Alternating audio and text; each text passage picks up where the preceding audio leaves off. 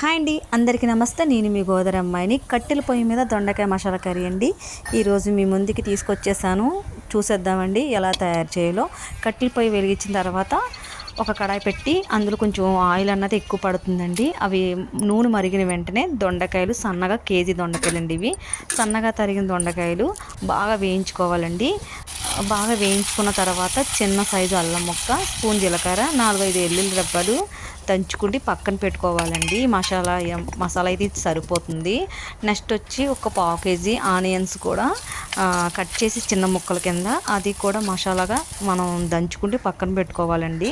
నేను చిన్న ముక్కలు కట్ చేసి నేను ఇలా దంచుతున్నానండి.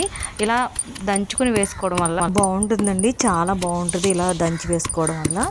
అలాగే నెక్స్ట్ మనం చిన్న చిన్న ముక్కలు కూడా కట్ చేసి వేసుకోవచ్చు, అవి ఎలా కూడా వేసుకోవచ్చు అండి. కానీ ఇలా కుమ్ముకోవడం వల్ల కట్టెల పొయ్యి మీద అయితే టేస్ట్ అయితే వేరే లెవెల్లో ఉంటుందండి.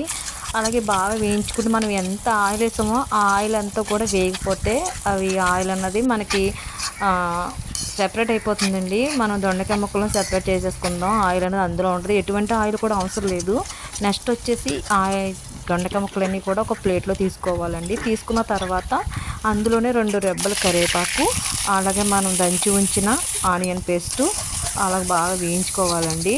బాగా వేయించుకున్న ఒక 10 నిమిషాలు వేయించిన తర్వాత అల్లం వెల్లుల్లి పేస్ట్ కూడా అందులో వేసుకోవాలండి. బాగా వేయించిన దొండకాయ ముక్కలు కూడా ఉన్నాయి కదండి, అవి కూడా ఇందులో వేసేసుకోవాలండి.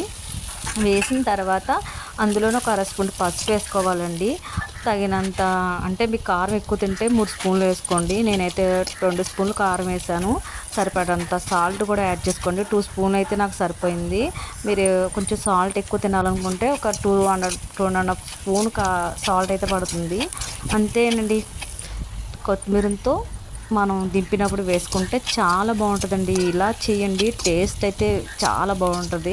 కట్టెల పొయ్యి మీదనే కాదు, గ్యాస్ స్టవ్ మీదనే వండుకోవచ్చు, కానీ టేస్ట్ అయితే అదిరిపోతుందండి.